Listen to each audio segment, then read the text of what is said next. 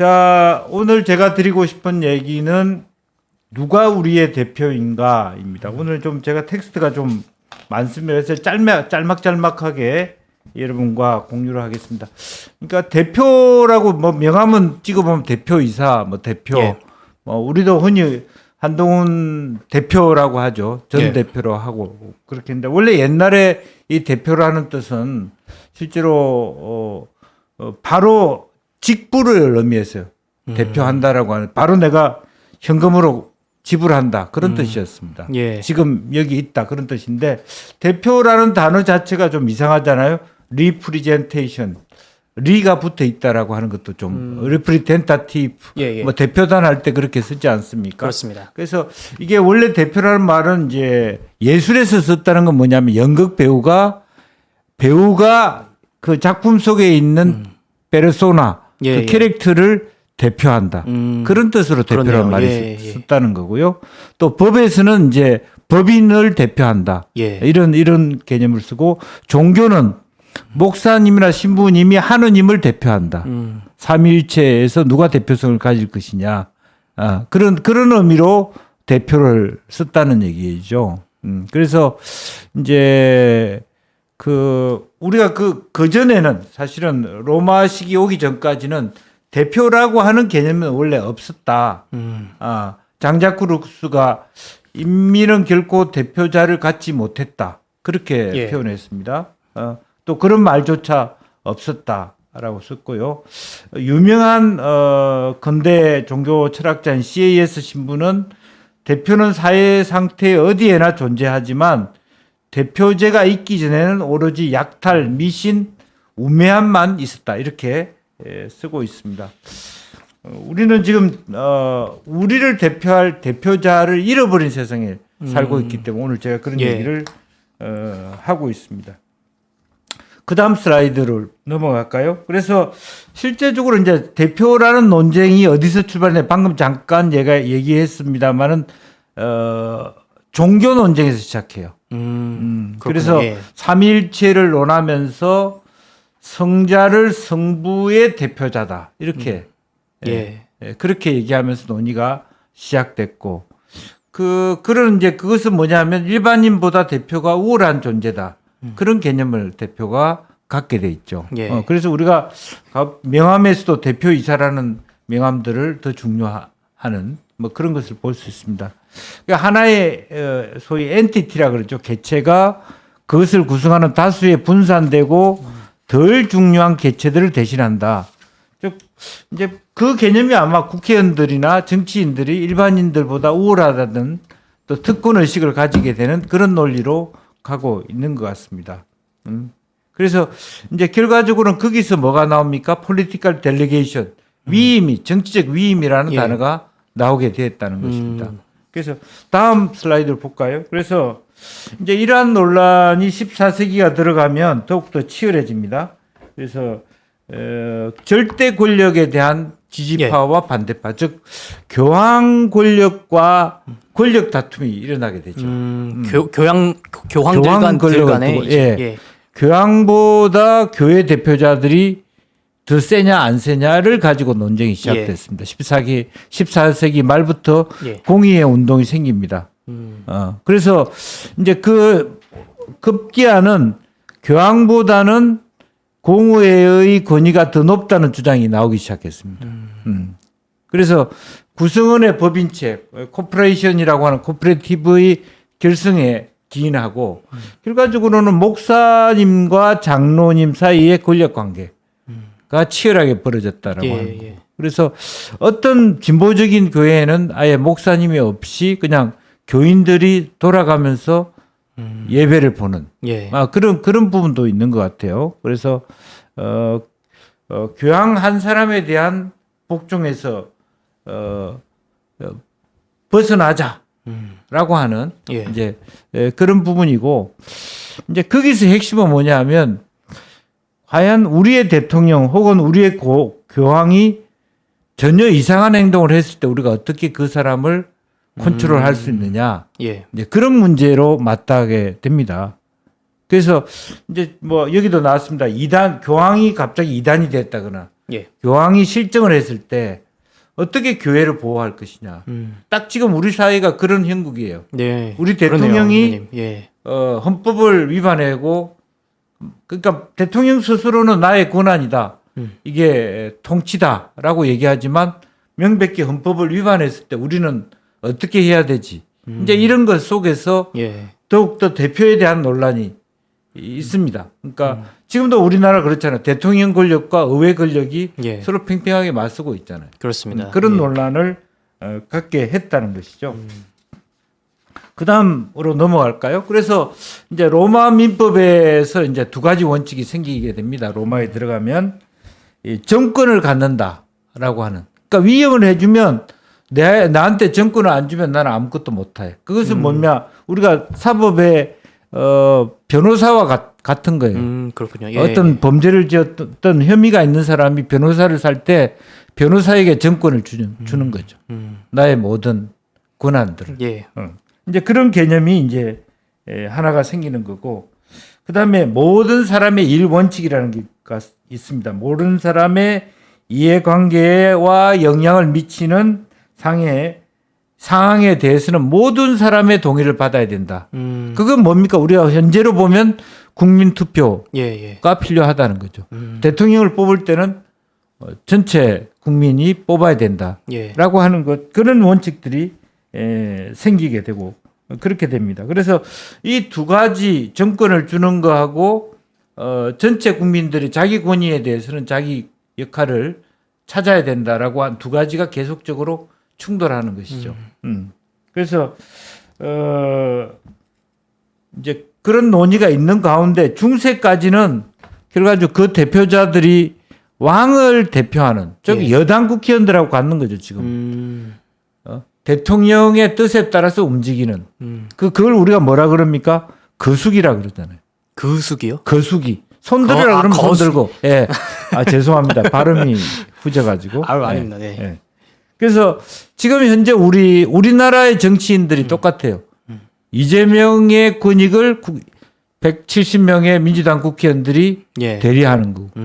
일반 자기 지역구의 국민들이 뭘 원하는 거는 아예 생각지도 관심도 않고. 없고. 예.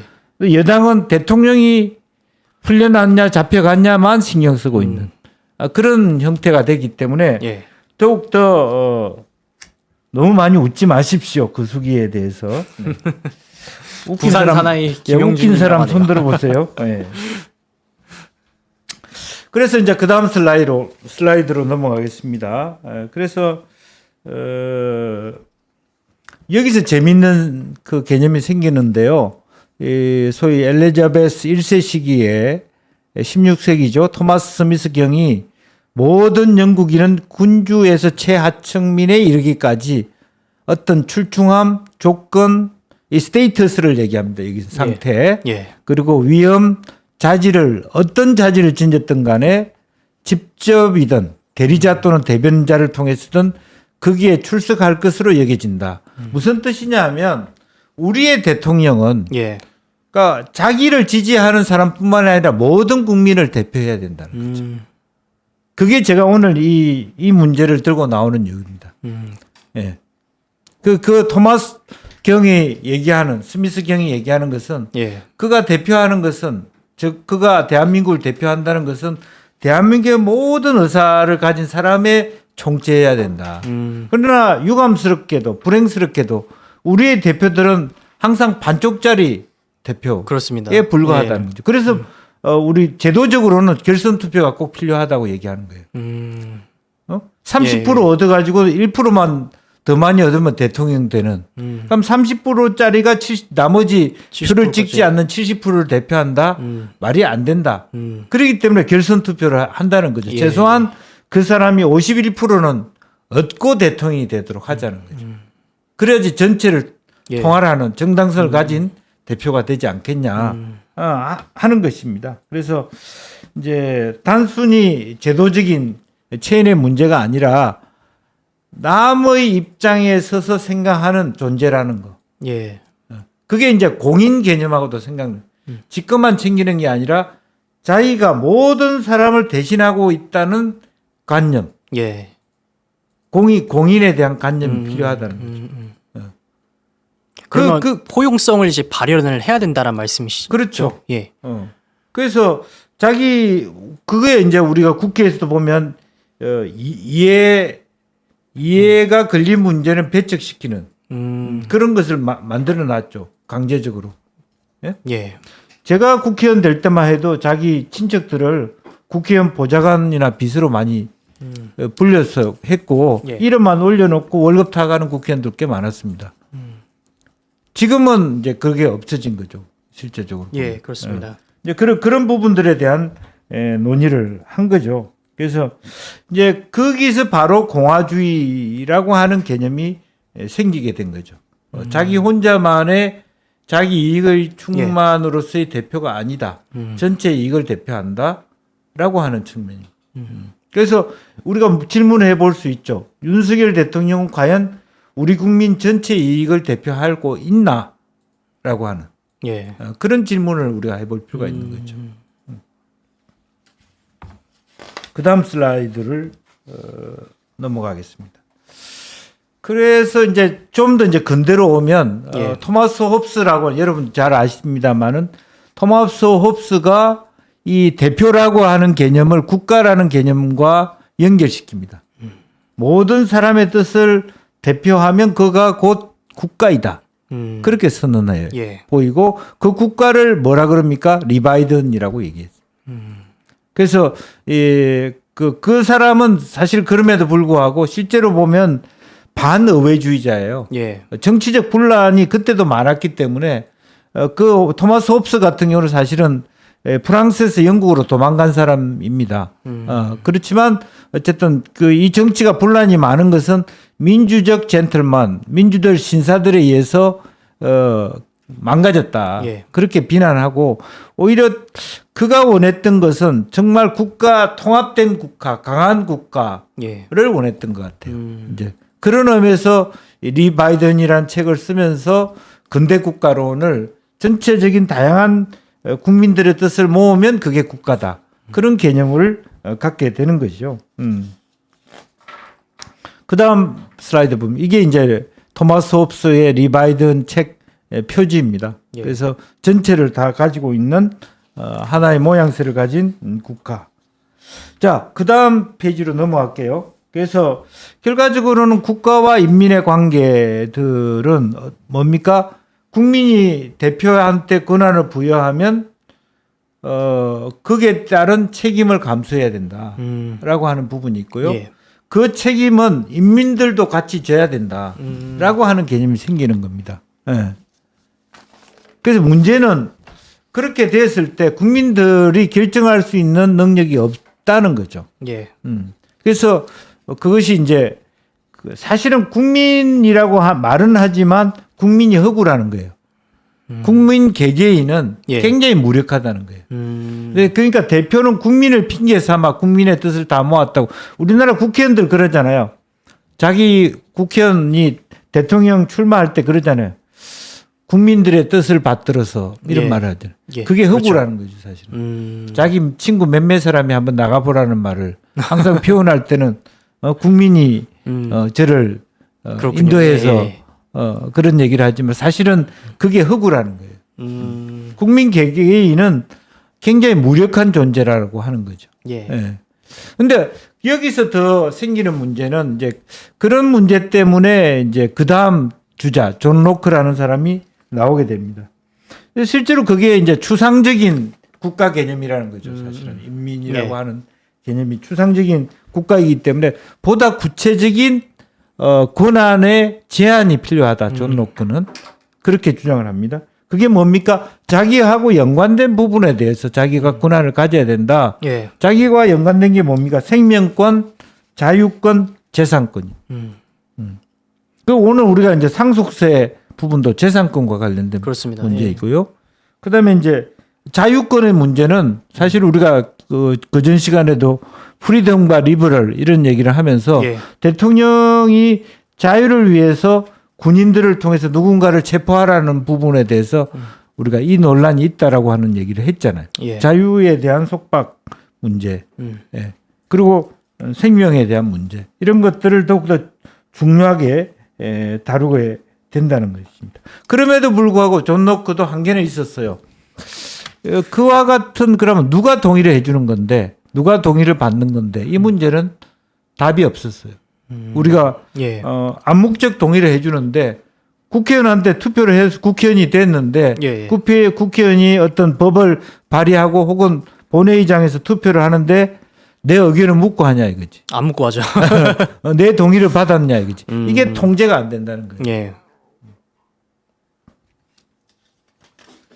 심지어는요 국회의원들 중에는 자기가 대표 발의해놓고 자기가 반대 투표하는 국회의원도 있어요. 정신나간 대표 국회의원. 발의를 했음에도 불구하고 예. 반대를 한다고요? 예. 왜 그런가요, 의원님? 그럼 두 가지 경우겠죠. 예. 발의한 법안이 너무 많아서 뭐가 보좌관들이 뭔지 다 모르는 해갖고 거예요? 뭐가 뭔지 모른다는 거고 두 번째는 이제 예. 이 한 명이 대표 발의하는 게 아니라 여러 명이 대표 발의할 때 사인을 해줍니다. 예, 그렇죠. 그런데 나는 하기 싫은데 옆방에서 해왔기 때문에 인정사항 안 해줄 수 없었다. 나는 원래는 반대다. 이렇게 뻔뻔하게 얘기하는 사람도 있습니다. 그러니까 그 부분은 뭡니까? 우리 한국 정치가 여전히 대표라고 하는 개념에 대해서 전혀 오리엔테이션이 안 돼 있다. 내가 누구를 대표하는 것에 대해서 전혀 그 막중함을 예. 생각하지 않고 그 대표권을 아무렇게나 실현하고 있다. 예. 그렇게 봐야 될 것 같아요.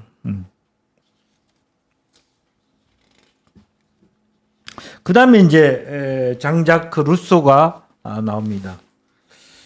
그래서 이제 그렇기 때문에 이 대표라는 것은 까딱 잘못하면 독재로 간다는 거죠. 그냥 무기력한 다수의 힘에 의해서 예. 동의했다 치고 이렇게 가는 거잖아요. 예. 그래서 루소가 얘기하는 것은 이 대표는 곧 독재권이다. 그렇게 얘기해요. 그래서 이렇게 얘기합니다. 가장 엄격한 민주주의와 가장 엄격한 홉스주의, 즉 리바이어든 즉 예. 그 대표라고 하는 두 사이에 서로 상충되지 않는다. 완전히 다른 얘기다. 이렇게 1767년에 말했습니다. 그러니까 그 문제가 생기는 거죠. 그래서 어떻게 하면은 자기 구성원들의 의사를 표명하는 예. 받아들이는 그런 정치를 할 수 있을까라고 하는 이제 고민에 예. 빠져드는 거죠. 그래서 실제로 한국 정당에서도 마찬가지잖아요. 그러니까 어떤 진정으로 내가 원하는 그런 대표를 만들어 놓고도 예. 또 보이지 않는 손에 의해서 내쫓기도 하고 쫓겨나기도 하고 이런 논란이 계속 국민의힘에서 있어 왔잖아요. 예. 여러 차례. 예. 예.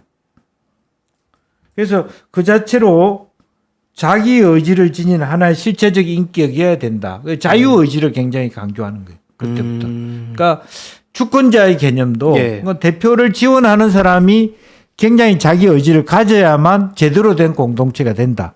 이런 얘기죠.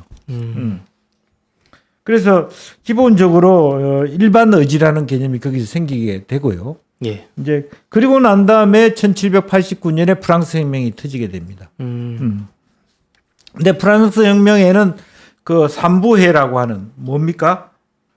성직자, 귀족, 인민 예. 이 세 사람 중에서 결과적으로는 농사도 짓고 경제생활을 하는 사람들이 인민들이기 때문에 국민은 미안하지만 성직자나 귀족이 아니고 인민이 국민이다. 이런 혁명의 그 내용들을 갖게 됩니다. 그것이 이제 소위 국민의회라고 하는 내셔널 어셈블리의 출현입니다. 예. 예. 그럼에도 불구하고 프랑스 혁명이 막 진행되는 과정에서는 그게 막 엉망이 돼 버렸죠. 그렇지만 어쨌든 이런 정신 자체가 프랑스 혁명에 또 프랑스의 헌법을 만드는 기초가 됐습니다. 그래서 그걸 우리가 뭐 6공화국, 7공화국 하는데 진짜 프랑스야말로 그것이 1공화국의 선포 이렇게 우리가 딱 볼 수 있는 시초라고 거죠. 보면 되겠네요. 예. 그래서 그 다음 슬라이드는 바로 이와 같은 이제 대표의 역사 속에서 프랑스 혁명이 갖고 있는 의미들을 한번 볼 필요가 있을 것 같고요. 그 다음에 앞서 이제 이야기가 나왔습니다만은 CAS라고 하는 신부님이 그와 같은 주장을 했거든요. 삼부 중에서도 소위 인민들이야말로 국민이다.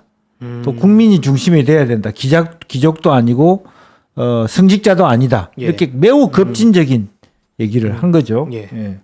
그래서 이러한 사상들이 미국에 영향을 끼치게 된다라고 하는 것을 우리가 알 수 있겠습니다. 그래서 거기서 이제 미국 정치가 왜 상권 분립으로 갔느냐라고 하면 결국에는 대통령 권력을 봤더니 그 권력이 너무 독재로 가더라. 너무 분소불위의 예. 권력이 되더라. 라고 해서 이제 결과적으로 권력을 법을 만드는 사람, 예.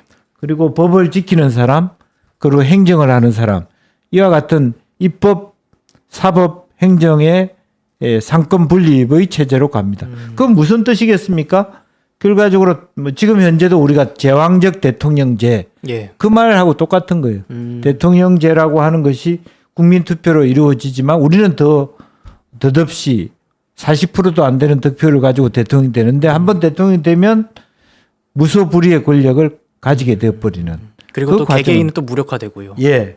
그 과정을 실망하게 되고 예. 그러니까 이제 정권이 왔다 갔다 실망하는 광장으로 나갈 수밖에 없는 또 분노하게 되는 이제 그런 그 상황이 돼 있는 것 같습니다. 예. 예, 그래서 그러한 것들이 실제적으로 이제 근대 헌법을 만든 기초다라고 하는 이제 그런 측면을 가지게 됩니다. 오늘 제가 왜 대표 이야기를 꺼내냐 하면 이제 여러분들이 조금 있으면 예. 이제 실제로 아마 이번 주 목요일 날 감사원장과 4명의 검사에 대한 그렇습니다. 헌법재판소의 판결이 나올 것 같아서 아마 이번 주에는 헌법재판이 대통령 탄핵 재판이 안 될 가능성이 많습니다만은 예. 뭐 늦어도 다음 주 정도 되면 결과적으로는 헌법재판을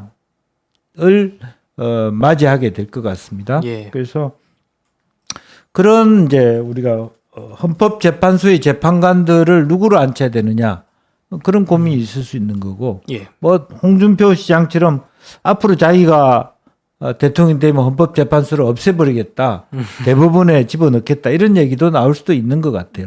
지금처럼 서로 간에 헌법재판관들이 균형을 못 잡아내면 예.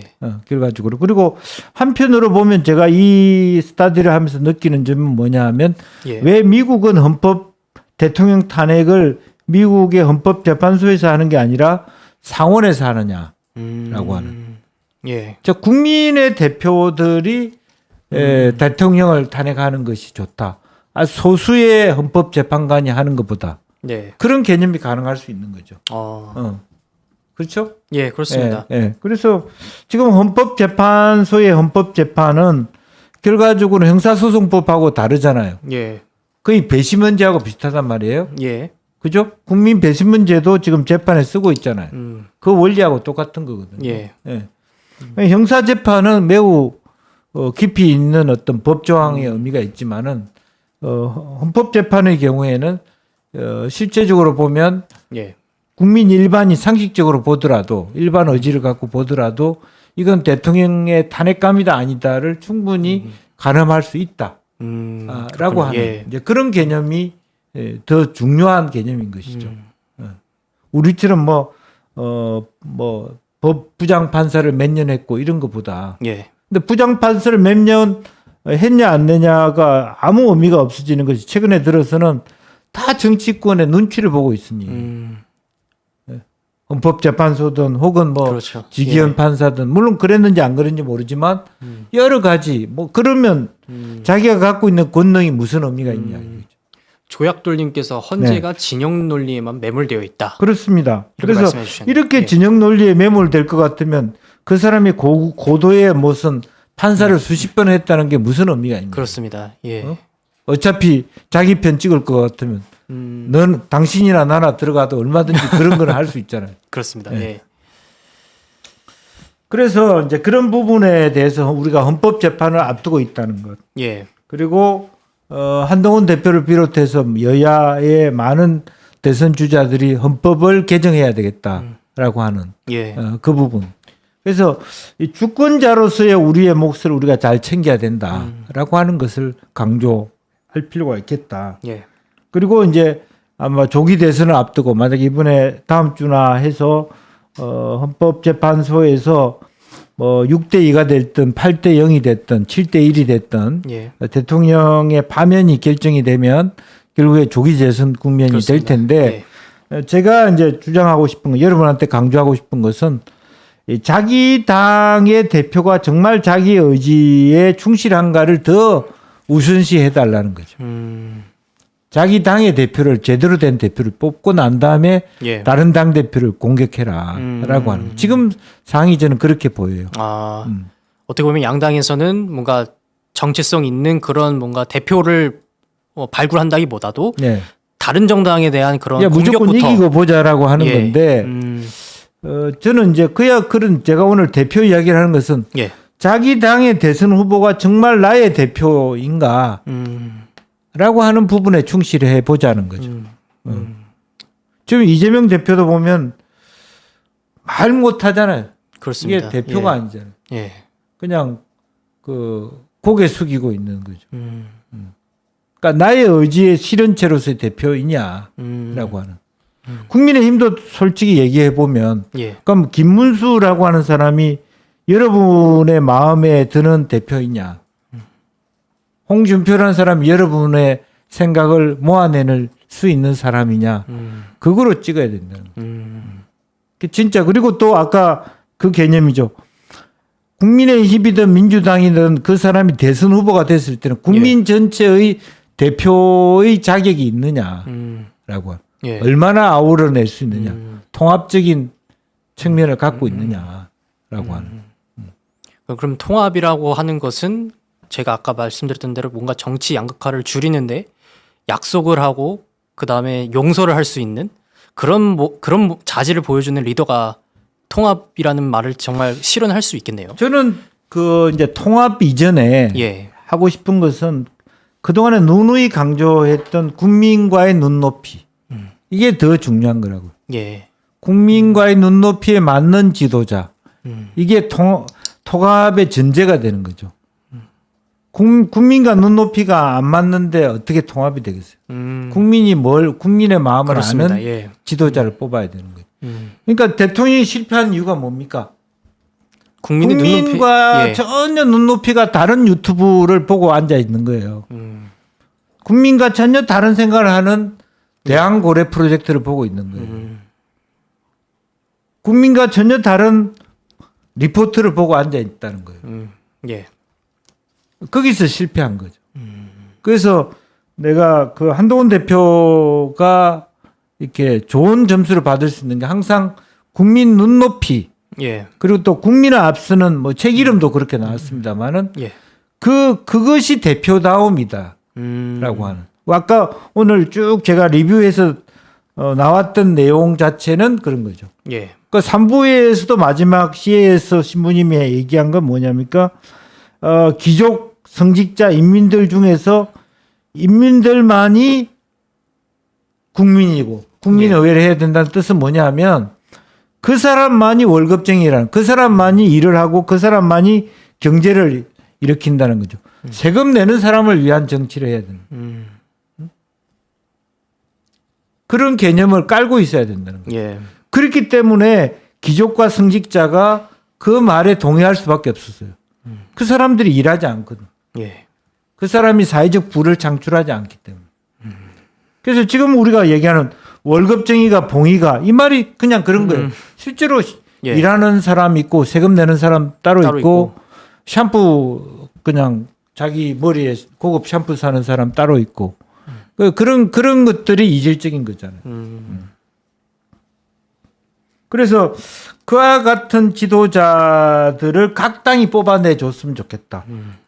당신이 예. 진정하게 나의 대표가 되려면 이렇게 해야 된다라고 하는 주장을 많이 해야 된다. 그러면 국민들의 뭔가 정치 참여를 또 활성화돼야 된다. 그러니까 활발해져야 그게 된다. 쉽게 네 글자로 예. 표현하면 국민 주권자죠. 예. 주권자로서의 자기 역할을 제대로 하고 주권자로서의 당원의 역할을 제대로 하고 대세에 따라가는 것이 아니라 예. 진정으로 나의 자유의지, 나의 의지를 대변할 수 있는 지도자를 뽑는 예. 그런 선거를 만들어 달라라고 하는 것을 얘기해야 되는 거죠. 예. 그래서 이제 그런 것이 굉장히 지금 중요해졌다. 그러니까 우리 사회가 어떻게 됩니까? 결과적으로는 국민 일반의 주권에 힘입은 지도자가 아니라 예. 자기 몇몇 소수의 편들을 위해서 봉사하는 그런 대통령이고 그런 당 대표고 그래 왔기 때문에 예. 그 사람한테 잘못 얘기하면 잘려야 되는 그런 정치를 했기 때문에 지금 이 파탄이 온 거거든요. 예. 그래서 이제 그런 부분을 다시 한번 여러분들이 다 아는 얘기예요. 뭐 학교 다닐 때 배웠잖아요. 뭐 홉스가 어떻다, 뭐 프랑스 혁명 시대 루소가 어떻다.